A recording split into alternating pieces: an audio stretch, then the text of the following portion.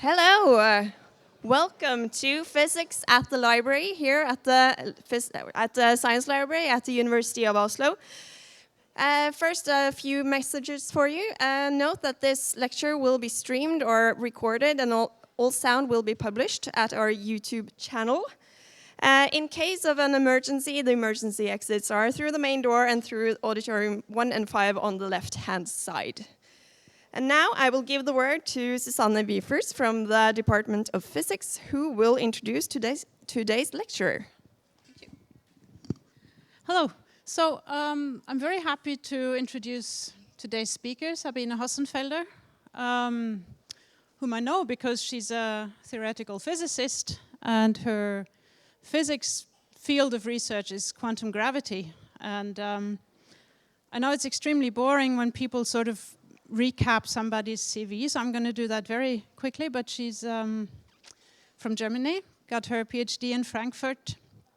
For her postdoc career, went to a couple of places in the US, Arizona, Santa Barbara, and Perimeter Institute. And then I think about 10 years ago, came to Nordita in Stockholm as an assistant professor, and that's where we first met because I was involved in hiring her there. And now she's back in Frankfurt at the Institute of Advanced Studies. But apart from physics, and the reason she's here today is that she has for a long time had a very strong interest in public outreach. And I would really recommend you to check out her blog, which you can easily find by Googling. I was also going to mention a talent which is not so much talked about. She makes some really cool music. So if you're into catchy electronic pop songs, you should try to find those as well on YouTube. And on top of all of that, she has written a book, which is announced there. And that's the topic of today's talk. So I will just hand it over to Sabine, and we're all looking forward to hearing about it.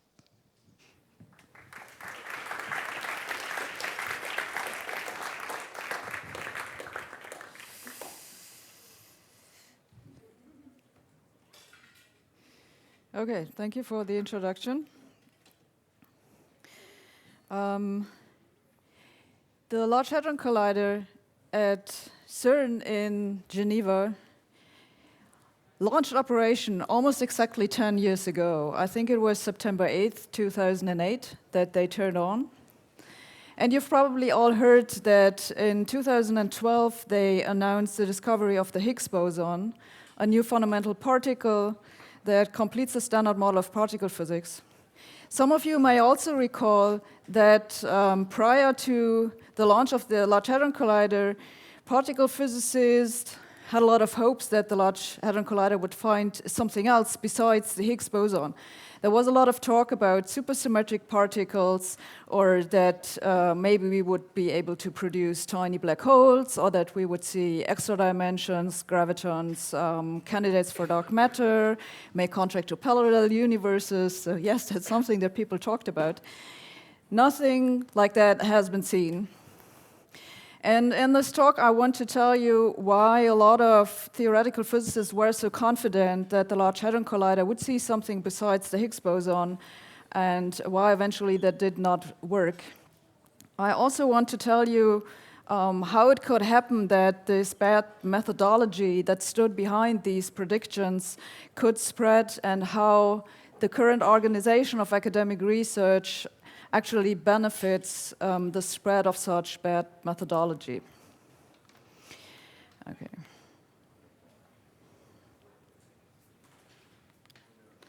Before I say anything else, I want to tell you exactly what fields I'm talking about. I loosely refer to this as the foundations of physics. That combines all those natural laws which cannot, at least presently, be derived from any underlying laws. So that's on the one side, the standard model of particle physics, which combines presently 25 elementary particles that, for all we presently know, cannot be decomposed any further, together with the interactions that hold these particles together. And then we have the behavior of space and time itself that is described by Albert Einstein's theory of general relativity. So for all we presently know, these are the fundamental laws, and they are studied in different research areas, that is high-energy particle physics, but it's also quantum gravity, quantum foundations, and some areas of cosmology, those that are concerned with the beginning of the universe, for example. So what's going on in these fields? Some people have said that we're facing a crisis. There's a crisis at the edge of physics, at the foundations of physics, supersymmetry and the crisis in physics, a crisis in modern physics. Could there be a crisis in physics? Another crisis in physics is theoretical physics in crisis, where you could kind of get the impression here. So why are they talking about the crisis? Well, the thing is that the mathematical formulation of these laws and the foundations of physics has not changed for the past 40 years. General relativity is more than 100 years old. The development of the standard model was completed in the mid-1970s. And yes, we have added a few things here and there after this. For example, we've found out that neutrinos have masses, but the theory for this dates back to the 1950s. We have also, as I already said, added the Higgs boson. The theory for this dates back to the 1960s. We have recently discovered gravitational waves. The theory for this is about a century old or something. We have added the cosmological constant, which is something that Albert Einstein already thought of. So the point is that the mathematics of these theories has not changed for about 40 years. But we know that that's not it. So it's not like we think we're done with these theories. So as I showed you on the first slide, we have general relativity and we have the standard model of particle physics, and I did not lump them together because actually they don't like to cooperate. The problem is that the standard model works by something that's called a quantum field theory. So the particles that we have there, they have quantum properties, which means, for example, that they can be in two places at once. Now, these particles also have mass, and the mass generates a gravitational pull. The gravitational pull is described by general relativity, but general relativity is a theory that does not have quantum properties. Now, this raises the question, if you have a particle that is in two places at once, where does the gravitational pull go? And the theories that we presently have just cannot answer this question. It's also something that we, at least so far, cannot measure, so it's not directly a problem, but theoretically we have a contradiction between these theories that we would like to resolve, and what we need for this is what we call a theory for quantum gravity. We also know that the universe contains some stuff that has been called dark matter, which, as the name says, is dark. So we interact with it very, very rarely, and we can't directly see it. We know it's there because it has a gravitational pull, and it's actually the dominant component in galaxies and galaxy clusters. We have a lot of evidence that tells us there has to be something there, but we don't know what it is. So a lot of people presently think there is some kind of particle, but it could also be that we have to change something about general relativity. Either way, we have to do something to make this work. And then there are other questions like how did the universe begin, and other big questions that I'm sure you have heard other talks about here. So we know that we're not done. And yes, these are hard questions. So whenever I complain that nothing has happened for the last 40 years, someone accuses me that I'm just impatient. Physics is a very mature discipline, there's no doubt about it. It's one of the oldest sciences that we have, and the simple things have been done. So it's kind of surprising that progress slows down as things get more complicated. We have to work harder now to come up with a new theory, and we definitely have to put more effort into trying to test them. So for this reason, I also think that all this notion of a crisis is not particularly helpful, because how do I know if this is a crisis? It's not like I have an alternative universe to compare to what's going on here. So I think a better question is progress as fast as it could be? Are we doing the best that we can? And I think the answer to this is almost certainly not, because physicists focus on the wrong problems. So I want to give you an idea for what happened here, and I have to warn you that I'm not a historian, so please do not expect a complete survey. So this is just a sketch, but I think that it captures the essence of what has happened. In the days of Isaac Newton, something like 400 years ago, beauty in the laws of nature used to be a sign of godly influence. So the scientists at this time, they were thinking that the laws of nature basically are the language in which God has written the universe. And so they expected it to be beautiful because what God does is beautiful. As Isaac Newton put it, this most beautiful system of the sun, planets, and comets could only proceed from the counsel and dominion of an intelligent being. So he was not the only one at this time who expressed similar thoughts like this. Now we make a skip by about 300 years to Henry Poincaré, who thought of beauty in a very different way. He thought that it is a bonus that comes with the scientific profession. The scientist does not study nature because it is useful to do so. He studied it because he takes pleasure in it, and he takes pleasure in it because it is beautiful. So it's something that comes with the job, and we like it. Then we have Hermann Weyl, who was a mathematician, but his work has also been very influential in the development of general relativity. And he went a step further and said that beauty is also a good guide to the development of theories. My work always tries to unite the true with the beautiful, but when I had to choose one or the other, I usually choose the beautiful. So we can see how gradually people's attitude towards beauty starts changing. Dirac was even more extreme. He said that the research worker, in his efforts to express the fundamental laws of nature in mathematical form, should strive mainly for mathematical beauty. So it's interesting that he said things like this after he had been successful with his research, most notably with what is now known as the Dirac equation. And yes, this equation is undoubtedly beautiful. But whether that's the reason it's successful, that's a different question. Okay.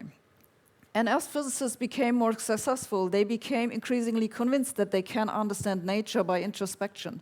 They began to think that this feeling of beauty that they have when they look at an equation tells them something about the value of truth that this equation brings.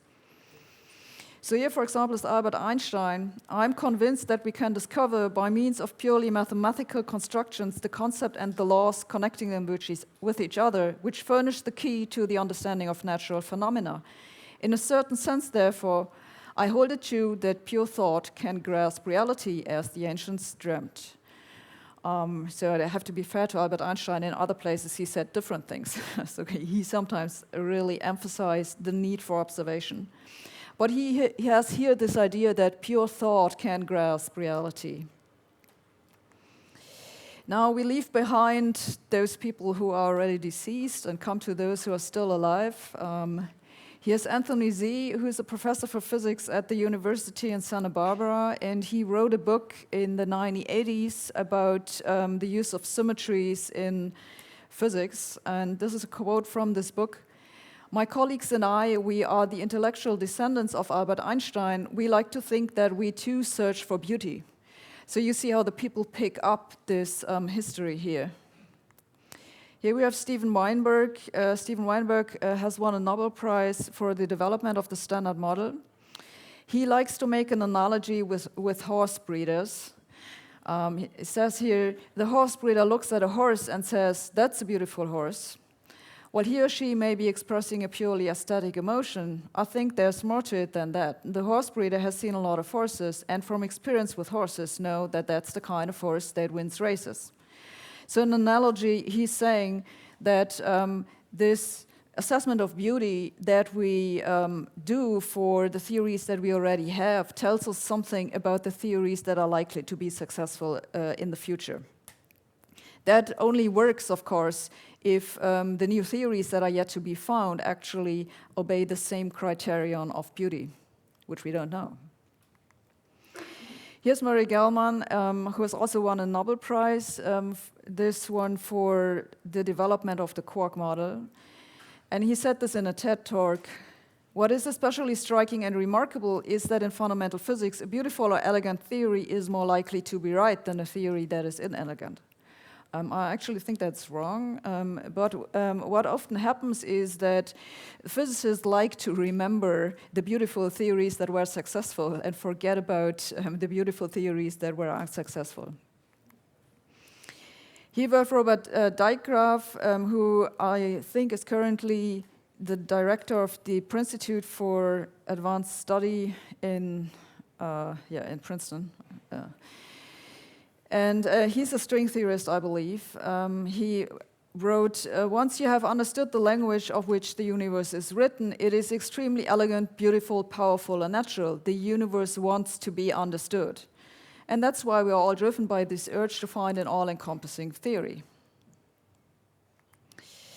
Okay, so much about how this relationship to beauty among physicists has changed. So before I tell you what consequences this has, I have to tell you what physicists actually mean when they speak about beauty. So for my book, I interviewed a lot of physicists and I asked them, well, what do they mean when they say that the theory is beautiful? And the interesting thing is that they all more or less mean the same thing. I found this really surprising. I have not found a lot of disagreement about this, and I've now also given a lot of talks about this, and so far no one has stood up and said, no, I disagree. So I want to put ahead as a warning that I do by no means want to tell you that this is what beauty means. Okay, so I'm just trying to summarize what I think theoretical physicists mean. And I have here a photo from a little flower arrangement that my children made in the garden. I like to show this because I think it captures this sense of beauty that we are born with. You know, it's arguably not an artwork that will win an award, but you see here clearly it has a lot of symmetries. It is also natural in an obvious way, being made of natural elements, but it's also not too strongly designed. You know, it has some randomness to it, and it's simple. And these three ingredients are also basically what theoretical physicists want to see in a theory. So the first one is simplicity. There is a notion of simplicity that is a good scientific criterion, which is relative simplicity. This basically means if you have two theories that are equally successful in predicting the data, you take the one that is simpler. Because why would you want to make your life more complicated than it has to be? So this is not the kind of simplicity that I'm talking about. I'm talking about a notion of absolute simplicity, in which theoretical physicists prefer fundamental theories that are simple, period. And this reflects, for example, in the use of symmetries, because that's what a symmetry is. It's ultimately a kind of simplification. Is also reflected in this striving for unification of the presently known interactions, or even of the interactions in the standard model with general relativity, which together should form something that's known as a theory of everything. So that too would be a simplification. So we want to have one equation from which we can derive everything, so that's this drive that underlies this idea. And I have here a photo that comes from an art style called minimalism, which I think is also reflective of the appeal that comes from this notion of simplicity. Then we have naturalness. Naturalness tends to be the aspect of beauty in theoretical physicists that non-physicists find the hardest to understand. I have here a photo of a sunflower field that I took. And you see there are a lot of sunflowers. They all more or less look alike. You know, they're not perfectly identical, but they all kind of have the same height and they all kind of have the same size. You would not expect to go into a sunflower field and see a flower that's 1 billion meters high. You would think, well, that requires an explanation. There's something going on here, right? And it's basically this notion that things should be of an appropriate size that underlies this notion of naturalness that we also see in theoretical physics. Concretely, if we have a theory from which we derive natural laws and that contains parameters that have no units, so we say they are dimensionless parameters, the notion of naturalness demands that these parameters should be of order 1. They should not be much larger than 1, they should not be much smaller than 1. They should be just the right size. There is, moreover, in theoretical high-energy physics, specifically a notion of technical naturalness, which is more complicated, so I'll not say all too much about it. If you want more detail, you can look at this paper. Technical naturalness is actually a weaker criterion as general naturalness in that it allows some small numbers, provided you have an explanation for why they are small. And an explanation for this could, for example, be an additional symmetry. Supersymmetry, for example, does that. It explains why some numbers are small, and the explanation is because there is this additional symmetry. So you see that sometimes you can have a trade-off between naturalness and simplicity. The problem with naturalness is that eventually these criteria all rely on arguments from probability. So the story has it that if you have a theory and you don't know anything about the parameters, then it would be likely for these parameters to be of order 1. The problem is you cannot make such a statement without having a probability distribution for these parameters. So probability statements like this are good statements to make if you have a statistical sample from which you can make inferences about the probability distribution. Like, for example, take the sunflower field. Where do your expectations for the field come from? Well, you've probably seen a lot of fields. You know, if not in real life, then you have seen photos. You know what fields look like. You don't expect a millimeters high sunflower because you have data collected. But when it comes to the parameters and the fundamental laws of nature, we have no data, we have no sample. We only have this one universe with this one law of nature. So there is no way that we can ever find out what the probability distribution is. And without the probability distribution, this requirement of naturalness is just an aesthetic criterion. And then there's elegance, so that this is the third criterion that enters this definition of beauty, which is the one that is the hardest to explain. It basically means that you get a lot out of a little. So you want your theory to be simple, yes, but you don't want it to be too simple because that would be boring. You want there to be some unexpected explanation so that you have your aha moment. You want there to be some new connections, some surprising insights. A good example for a theory that is very elegant is string theory, because it starts from a really, really simple idea. Everything is made of strings. But then once you try to write down the mathematics, you notice that this theory has a will on its own. You know, it forces you to do certain things, because otherwise it would not be consistent. One of which is, for example, that you need to have extra dimensions in the word. So string theory only properly works if you have 10 dimensions. You also need there to be supersymmetry. So you have no choice in this. The theory forces it on you. And this is what theoretical physicists refer to as elegance. You know, the theory makes unexpected connections. Another example for a theory that theoretical physicists think of as very elegant is general relativity. So for one, general relativity is a very simple theory. Maybe it was complicated for Einstein to derive it because he didn't have the mathematical apparatus at hand.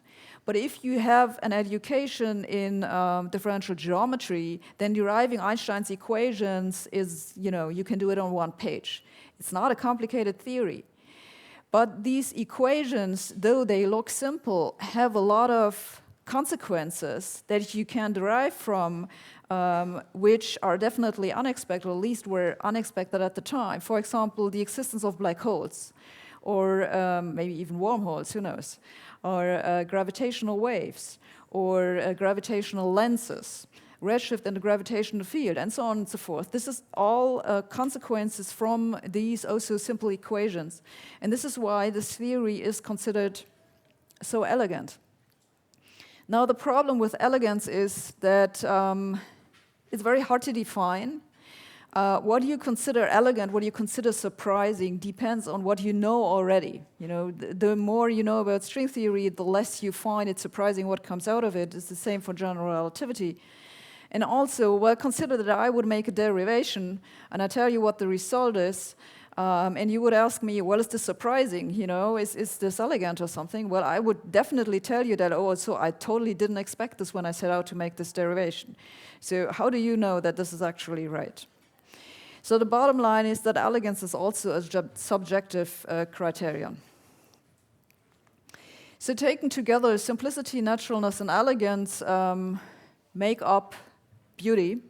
So this is what theoretical physicists mean when they say a theory is beautiful. And I think there's a priori nothing wrong with using these criteria for theory development. You can use them as a hypothesis, but then you should also evaluate their success and find out whether they actually work. Now, what has happened in theoretical physics is that these requirements of beauty have become converted into technical requirements, and people have forgotten that they were hypotheses in the first place. So this is particularly obvious for this notion of technical naturalness. You ask people who work in the field today, they actually think it's a well-defined mathematical notion. Because they've forgotten that you need this probability distribution. It's interesting that if you dig a little bit in the literature, you know, you go back like 20 years, people are actually careful to point this out, like you need to define this probability distribution, but somewhere along the line it has become forgotten. Yes, so that brings up the question, does it actually work to rely on beauty?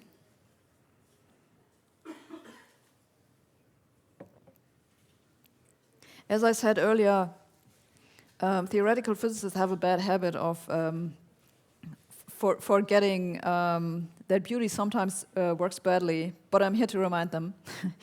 So there have been a lot of beautiful theories in the history of physics that eventually did not work out. The best known ones is maybe Kepler's idea that the orbits of the then known 5 planets can be computed from stacking the Platonic solids inside each other. Looks something like this. So we know today that this is wrong. To begin with, the orbits of the planets are not circular. They are actually ellipses, and also there are more than 5 planets. So that did not work out. There's also the thing with the circular orbits themselves.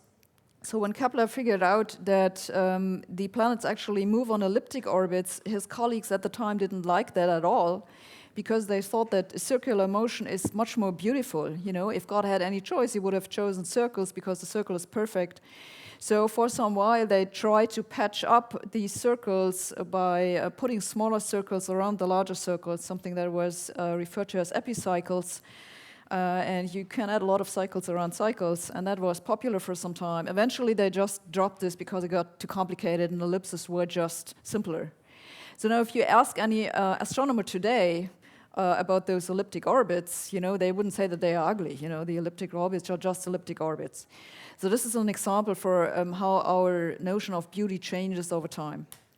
There was also a peculiar phase in the history of theoretical physics about the turn from the 19th to the 20th century.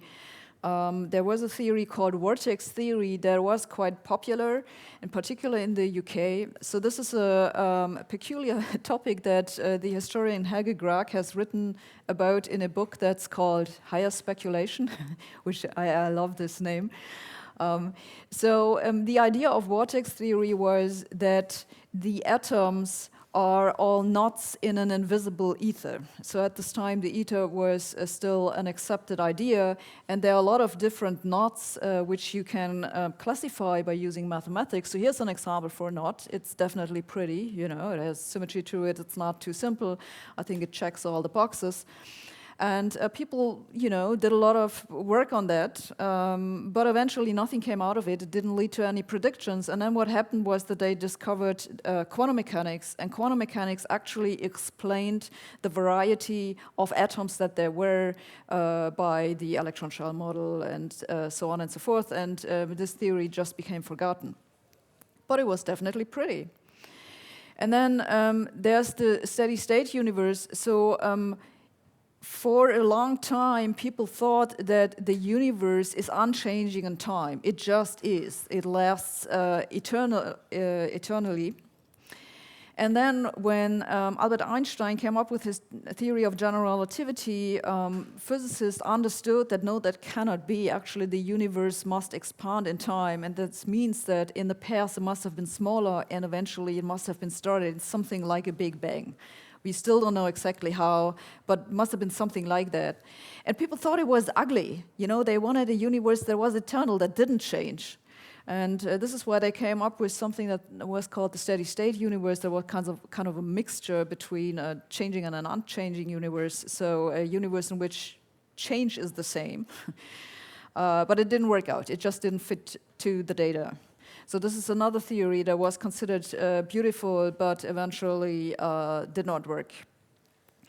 And then it's kind of interesting that a lot of prominent physicists, especially those who won Nobel Prizes, ended up constructing a lot of beautiful theories in their late years. One example is Werner Heisenberg, but he's certainly not the only one. There's also Eddington, for example, did the same thing. He writes here that these interrelations display in all their mathematical abstraction an incredible degree of simplicity is a gift we can only accept humbly. Not even Plato could have believed them to be so beautiful. Now, Werner Heisenberg is one of the inventors of quantum mechanics, which is, on all accounts, a very, very successful theory. But he was here not referring to quantum mechanics. He was referring to his approach to a unified theory of everything, which he developed sometime in the 1950s. And he was quite confident that he was on the right track. So confident, indeed, that he went around and gave lectures about it. So one of these lectures, he seems to have spoken to a journalist and seems to have told him that he has it all figured out, only the details are missing. So there's a funny anecdote in which this prompted his colleague Wolfgang Pauli to write a postcard to his friend Gamow. So here's the postcard, but you can probably hardly read it. So he drew on this an empty rectangle and he wrote, "This is to show the world that I can paint like Tizian, only the technical details are missing." So you've probably never heard anything of Werner Heisenberg's great unified theory. That's because it worked pretty badly. And then on the other hand, we have the ugly ideas that work just fine, and the best example that I could come up with is the flycatcher. So there is, for example, quantum mechanics. So quantum mechanics, I have to admit that the opinions are somewhat divided. So I actually do not think that quantum mechanics is ugly. I think it's a pretty theory, basically linear algebra, but a little bit more complicated. But a lot of people think it's ugly, but it works well, whatever you think about it. Then in quantum field theories, we have an issue that if we calculate observables, fairly often the outcome is just infinity, which is not particularly useful.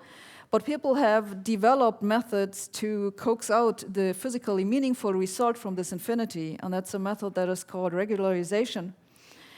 This procedure of regularization was originally considered to be very, very ugly, especially Dirac was very against it. But it works, and we still use it. And actually, you talk to theoretical physicists today, they would not say that it's ugly, it's just what they do. You know, theory works well. And then there are those elliptical orbits that I already mentioned, and the Big Bang, which some people refer to as repulsive. So if we sum it up, how good does beauty work? Well, sometimes it works and sometimes it doesn't. Maybe more importantly, there's also no reason to think that it does work. So our sense of beauty is partly something that we are born with. Certainly, especially when it comes to symmetry, it's pretty well known that we associate symmetry with health. So there's an evolutionary advantage to recognizing it as something that is desirable. Maybe similar cases can be made for other ingredients of beauty. I don't know. I'm not an evolutionary psychologist. But it is reasonable to think that beauty has a part that is hardwired into our brain, but it also has a part that we develop from our cultural environment, from our social background, and also, as I said earlier, throughout our education. The thing is that none of these ingredients to our sense of beauty give us any reason to think that it should work in the sense of giving us predictive power for the development of new laws of nature. So evolution did not prepare us to look for laws that describe the behavior of things that we cannot see. That's certainly the case when we talk about the particles in the Standard Model. beauty certainly has some experience value. Like it can tell you which theory will be similar to the theories that have worked in the past, but this by itself will not tell you that these theories will actually continue to be successful.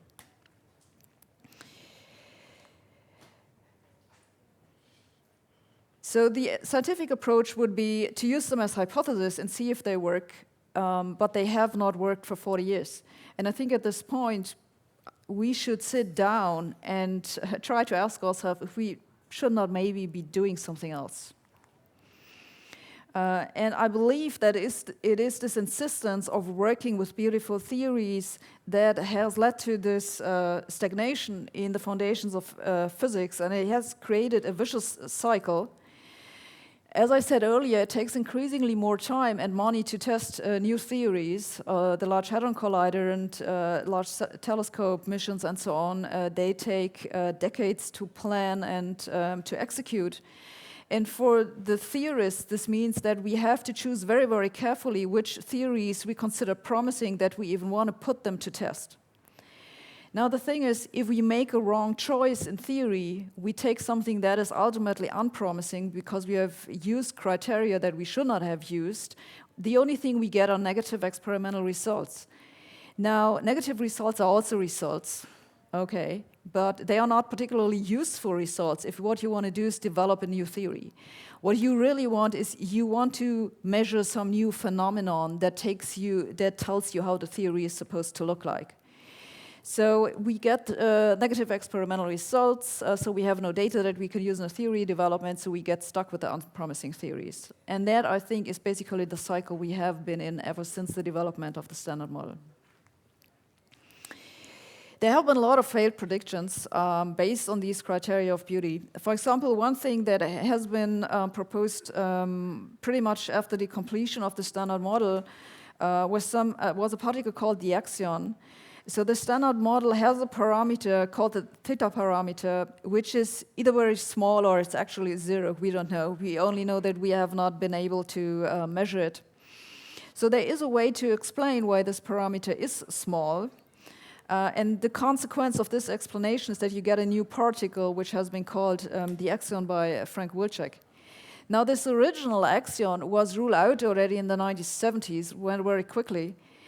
But what then happened was that theoretical physicists did not say, well, let's forget about the axion, let's do something else. Instead, they made the model more complicated so that the axion would be harder to predict. So this was called the invisible axion, and people have been looking for these invisible axions. So far they have not been found. The trouble is that they're invisible. So this is a general thing that has happened in the foundations of physics, that theorists set out to construct theories that are really hard to verify because they try to hide these particles from experiment to begin with.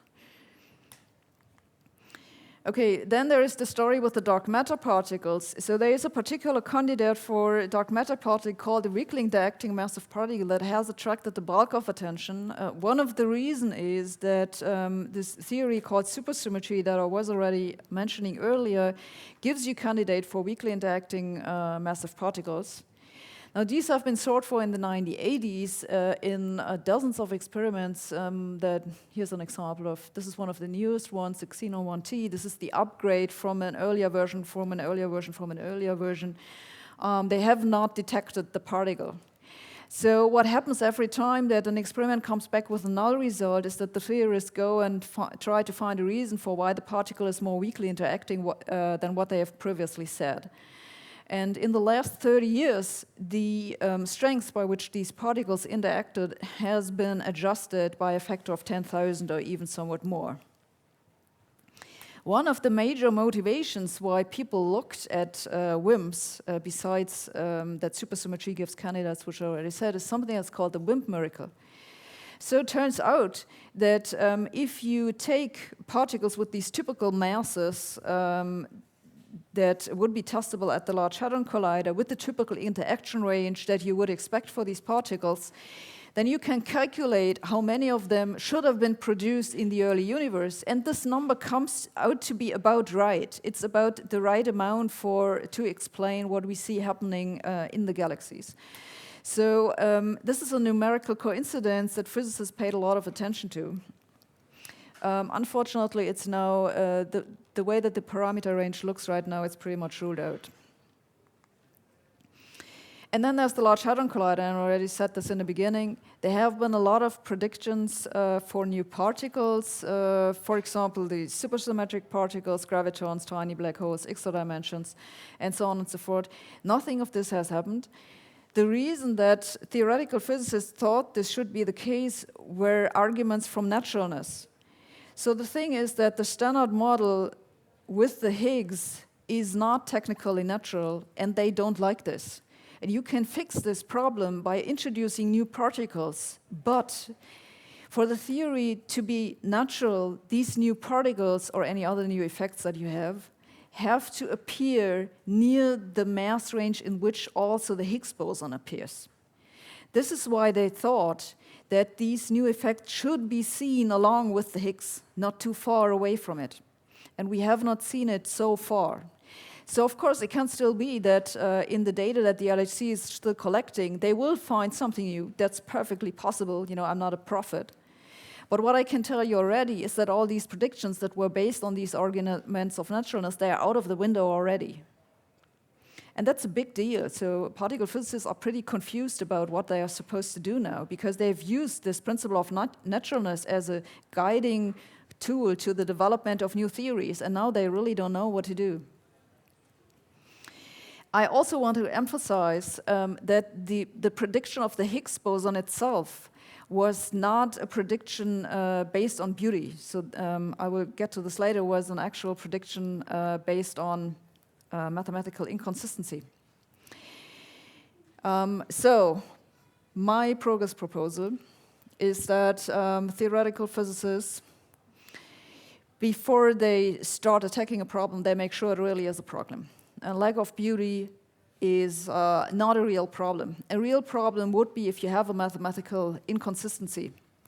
Indeed, interestingly, if you look at the history, it was resolving real inconsistencies, so real disagreement internal to the theory that led to progress. So here's some example. I thought Einstein figured out that the Galilean invariance that has an absolute space did not work with Maxwell's equations, which were already known at the time. And this led him to the development of special relativity. Then he further noticed that special relativity didn't work with Newtonian gravity, so that led him to general relativity. Special relativity further didn't work with quantum mechanics, and that after a few intermediate steps led to the development of quantum field theory. And the Higgs was a prediction based on a consistency problem. So if you have the standard model without the Higgs, it starts producing nonsense results somewhere at the energies that the Large Hadron Collider has tested. So we knew that there had to be something appearing in this energy range at the Large Hadron Collider. This is why the Large Hadron Collider was built. So the Higgs was a safe prediction, but all the other particles were not. Yes, but the biggest question of all, if arguments from beauty work so badly, why do physicists continue to use them? Okay, and now I have a problem, because I was originally thinking that I should be talking for 1 hour. So now we're 45 minutes in, but I need something like 20 more minutes. So we can either stop here or you bear with me for 20 more minutes. What should I do? Should I go on? Okay. So, you know, I'm not the first one to say that arguments from beauty are not scientific. And of course, I'm not super smart in saying this. A lot of physicists, I figured this out too. That brings up the question, why do they use them anyway? I think the plausible reason is that because everyone else does it too. It's just accepted practice in the field. For example, here's Brian Greene. This is from his book, The Elegant Universe. He writes there correctly, aesthetic judgments do not arbitrate scientific discourse. And then he goes on, blah, blah, blah. But it is certainly the case that some decisions made by theoretical physicists are founded upon an aesthetic sense. So he basically said, we shouldn't be doing this, but no, we'll do it anyway. And then he writes a whole book about string theory.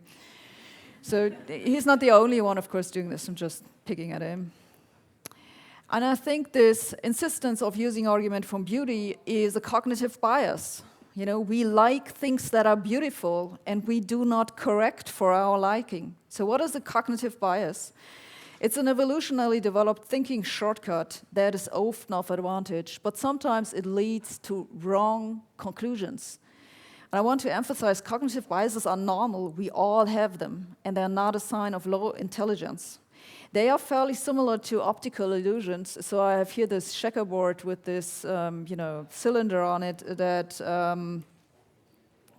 has a shadow. And I want you to look at these tiles called A and B.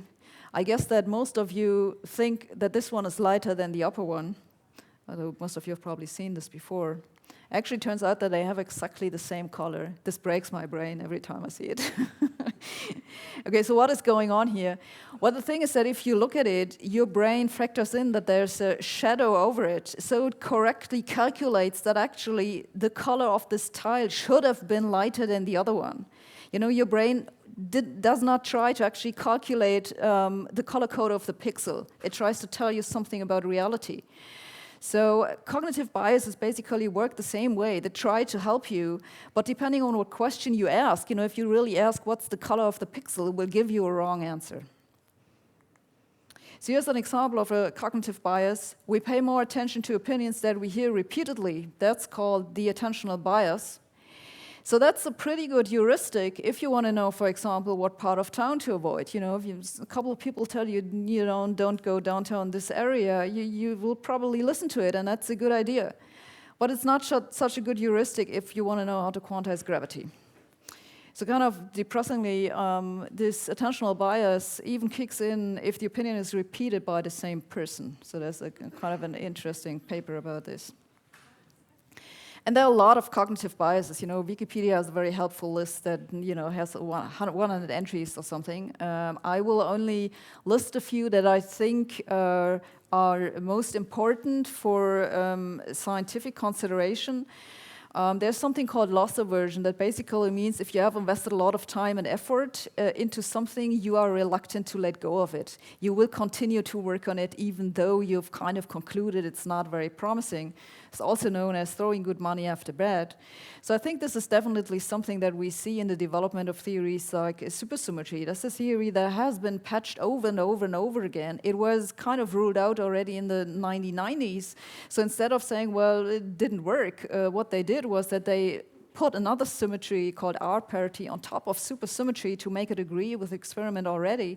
And what they're doing now that the LHC hasn't actually seen these particles, they're trying to come up with arguments why they are so heavy that we haven't seen them.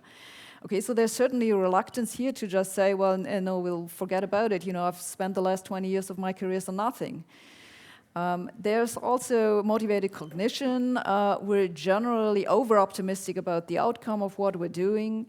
There's something called the status quo bias that says we've always done it like this, we'll continue to do it like this. Arguments of beauty is something that already Dirac and Einstein have been talking about, we'll do it as well. And probably the best known one is the confirmation bias that you've probably all heard about. You are more likely to look for information that supports your belief than you are to look for those that contradict it. And if you find those that contradict your belief, you'll not believe them. And then there is a subclass of cognitive biases that are called social biases. That's a cognitive bias that is based on the evaluation of others. So here's an example. That's a quote from an article in Scientific American by two particle physicists, and they write there, "It is not an exaggeration to say that most of the world's particle physicists believe that supersymmetry must be true." I find this interesting, that two scientists would write something like this. It's actually not true. There are survey results that tell you the fraction of particle physicists that will, kind of agree that it might be possible to see it at the Large Hadron Collider, is something like 30%. So this is something called the false consensus effect. That's a well-established thing. And again, I want to emphasize that this is something that might be useful for you in certain situations. If you are with your tribe somewhere in the desert and you have to decide whether to go west or east to find food, maybe it's good for you if you overestimate the consensus that there is in going to the west, because otherwise you'll just sit there and discuss forever and starve eventually. but it's not so useful if you have to decide whether to spend money on a particle collider. Okay, there are more examples of social biases. There's social reinforcement, that's also known as groupthink.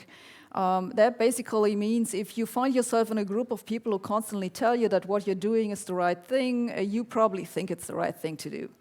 And we see a lot of this in scientific communities today. There's something called the in-group bias that basically makes you think people in my group are more intelligent than the people in the other group. Something called the halo effect, that means that you pay more attention to the opinion of people who are famous for something, regardless of whether or not what they are just talking about has something to do with the reason for why they are famous in the first place. So if you have a Nobel Prize winner who has won a prize in, I don't know, physics, goes on and talks about artificial intelligence, you're probably going to pay more attention to this. And then there's something called the shared information bias, which makes us pay more attention to the information that is shared by a lot of people in the group and probably ignore what the one weird person in the back says. And then there's the bias blind spot. A bias blind spot says that, yes, biases are from normal people, but not for me. And you're laughing, but I hear this a lot. When I talk to my colleagues about this, I try to tell them, look, we all have bias. And they're like, yeah, we all have biases, but not we. And I want to point out that this is certainly not a problem that is specific to physics. This is something that you see in all disciplines. The problem is that there is currently no readjustment for these social biases in academia. For example, I've just read a very depressing book by Richard Harriet that is called Rigor Mortis, and it's about biomedicine. And he explains there why we read all these great stories about, Alzheimer's cancer has been cured in mice. Why does nothing of this ever translate into humans? Well, the reason is that mice models don't work all that well. Actually, it turns out that most of the results from mice don't even transfer to rats, even less so to humans. So I was pretty shocked to see this. So it's the question, why do they keep using mice? Well, one reason is that they're cheap and they reproduce pretty quickly. But the bottom line is everybody uses them because everyone else does them. That's the standard of the field. That's just normal for them to do. And it works quickly, produces papers. We also see something similar in psychology and part of the social sciences where people have been using for a long time measures of statistical significance, especially something called the Pvalue, if you're familiar with that, that have been known to be flawed for a long time. So here's a statement, and I forgot to put a year here. I think this is from 2010 or something. Or no, I think it was 2016, sorry. From the president of the American Statistical Association. Statisticians and other scientists have been writing on the topic for decades, so they have pointed out over and over again that researchers in this field are doing this wrong. The results that they get are not particularly meaningful. And these are actually some people who have worked in the field. They wrote a comment on what has been going on there, and they say everyone knew it was wrong, but they thought it was wrong the way it's wrong to jaywalk. So they knew it was wrong, but they thought it was okay because it was what they had learned. They saw that everyone else did it too, and if they had gone the extra way and learned some more statistics, made some better checks, they would not have gotten such exciting results. So why would they have done it? And every possible career assessment level would have been entirely stupid. They wouldn't have had as many publications. They wouldn't have been as exciting. And so the biggest objection that I always get to this is that people tell me, well, but, this has always been the case. Science has always worked. It has always come out well in the end. So why should this be such a big problem now? The reason is that scientific communities have changed for real. For one, they have become much larger. So in my book, I've actually collected a lot of numbers, which has been very interesting. So it turns out that the number of physicists has increased by a factor of about 500 in the last century. So that's a lot of physicists right now. The communities are also much better connected thanks to the internet. It's much easier to communicate with someone on the other side of the globe. Contracts are getting increasingly shorter, so I have a statistic here, though that's 10 years old, so be warned about this. The share of full-time faculty is constantly dropping. It's actually the same situation in Germany. I have seen a similar statistic there. You see, on the other hand, that the number of people who are on short-term contracts, temporary, even half-time, or working on 2-3 year grants and so on, is constantly increasing. And people have more public exposure. So all of these are factors that can amplify these social effects, but the adaptation to these changes in the communities is missing. So now, what can we do about it? One thing is that we can go and cure the symptoms, and this would be field-specific. It's actually already happening in the biomedicine and in psychology, so you can opt for better criteria for statistical significance, you can opt with a replacement for your mouse models, you can ask people to pre-register their trials, and so on. So these are all steps that are being taken. Similarly, we could now, in theoretical physicists, maybe say you should not use criteria from beauty. And this would fix the problem that we see right now, but it's bound to come back in some other form, because the current organization of academia just benefits this adaptation of bad methodology as long as it's productive. So I think what we should really be doing is we should try to cure the underlying disease. The evaluation of scientific hypotheses requires objective judgments. And this means that scientists must take into account how being part of a group affects their judgment. I think that's totally obvious, but it's currently just not the case. Scientists are not trained to do this, and they are also not asked to show that they have actually done such a correction of their judgment. It's even worse, the current organization of academia creates incentives for working on what is productive and what is popular, and this definitely benefits the growth of research bubbles that we see with a lot of people. I've estimated this to be something like 15,000 people who have worked on these beautiful theories that eventually led to nothing. So here's my summary. Using criteria of beauty to assess theories is bad scientific methodology, and bad methodologies can become accepted norms if sufficiently many people reassure each other they are doing the right thing. And as Susanna already said, I've written a book about it. That's called Lost in Math. That's the English version. The German version will be published in 2 weeks. And I've meanwhile also been told it will be translated into Italian, Spanish, French, Russian, Polish, Romanian, and well, a lot of languages. So thank you for your attention.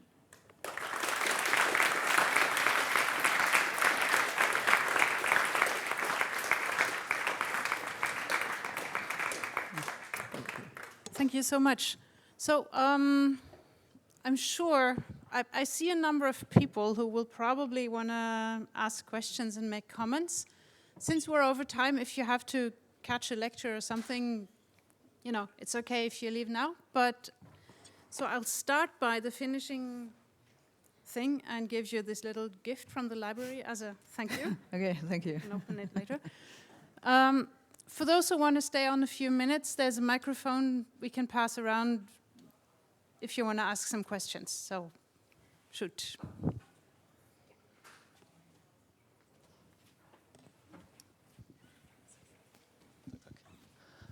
First of all, thanks for a very interesting talk.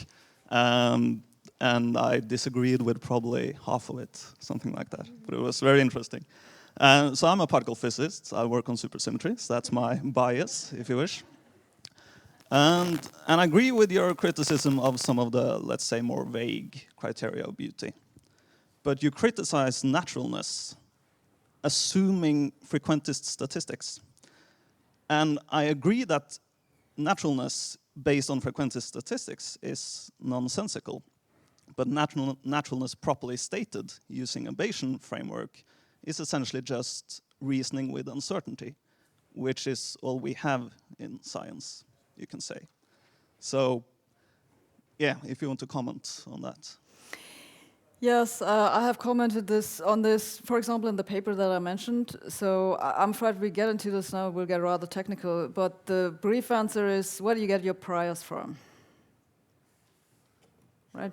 Sure, right. So there are no assumption-less statements in science. Your prior is just saying that, okay, you need to be honest about your assumptions. And naturalness follows, I mean, okay, to take a related point, you said that relative simplicity was a sensible thing, wasn't it? Occam's razor, right? But absolute simplicity is more vague. And I totally agree, but naturalness, in the Bayesian sense, follows it follows from Bayesian model comparison, which is precisely relative simplicity. What's the prior probability for supersymmetry? Well, but that's the point. You do model comparison, so you can ask No, you sensible don't, questions. because the one model doesn't have supersymmetry. You can do You can do sensible comparisons of supersymmetry versus the standard model, supersymmetry versus something else, but right. absolute statements doesn't make sense. Yes, but if you want to make this comparison, you need to know what's the prior probability for supersymmetry. You're assuming that the prior for both models is the same. Or some other choice, if you wish. That's fine. Yeah, well, then it's totally arbitrary. So my prior choice is that the initial probability for supersymmetry is 10 to the minus 50. Okay, so that's my choice. How are you going to argue against that? No. Well, good. I think that settles the case. But that means it's not that something is irrational and the other isn't. You make your assumptions and then you derive your conclusions. And that's what we do in science. Okay, I mean, good, fine, you can do this. You can say, well, I make this assumption about my prior, and then the outcome is that supersymmetry is likely, but that just follows from your assumption. Then what do I learn from that? You update it with your data, but okay. Let's take a new question. Hi. Well, when you talk about beauty, is it there in the nature, or is it the language of mathematics that we use that brings in the beauty when we try to express the so-called laws of nature? So is it over there, or is it the language that makes things look beautiful? The way that theoretical physicists currently refer to beauty, it's all about the mathematics. So all the theories that we have right now are mathematical in form. So it's about the form of the equations, loosely speaking. Yeah, just a quick question about which problems are actually problems. Would you say that the hierarchy problem is a problem? Which hierarchy? So the hierarchy between the gravitational scale and the... no. No, it's just numbers. What's the problem with that?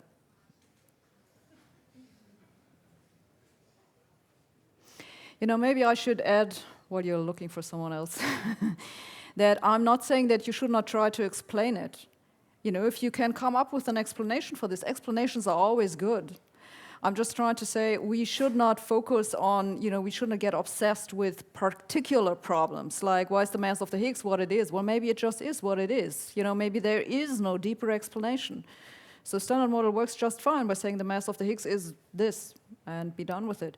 So now if you can come up with a model that says, well, I can calculate all the particles of the masses, all the masses of the particles in a standard model, that would be great. You know, you would probably win a prize for it, several. So I totally don't want to discourage this. I'm just saying that starting with this idea that, well, we have to explain why the mass of the Higgs is so small, it's just not particularly promising. What about the part of that hierarchy problem which says that the Higgs has to couple to the heaviest particle, whereas endolytic corrections and... It has to couple to the heaviest particle? Well, so I'm not sure I understood this right. If there are heavier particles out there, the Higgs has to couple very strongly to them. Does it? I don't know. Maybe you could explain this later to me. Okay. If there are more questions, you can come up and talk to you after now, I'm guessing. So we're done for today. So thank you, Sabine Hossenfelder, for a very fascinating lecture. Physics at the library will be back on the 18th of October, and when Mats Larsson from the Nobel Committee for Physics will give us an introduction to this year's winner. And if that's a long time to wait, there is also a launching of a book about the periodic table by Eivind Torgersen here at the 18th of September. And for more news about our upcoming events, you can follow us online or on Facebook. So thank you.